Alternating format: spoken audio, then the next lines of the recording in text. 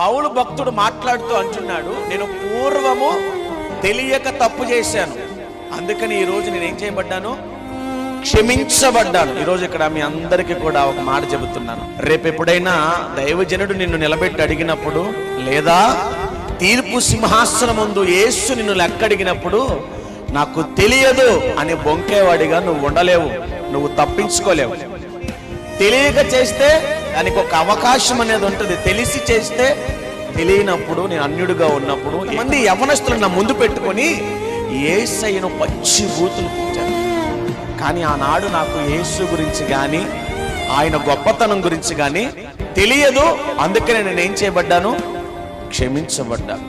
ఈరోజు ఆయన నమ్ముకున్న తర్వాత చాలా దూరంగా బతుకుతూ ఎక్కడన్నా జారినా దొర్లినా చాలా చాలా పశ్చాత్తాపంతో ఆయన పాదాలు పట్టుకుంటూ ముందుకు కొనసాగుతూ చెప్తున్నా. తెలిసి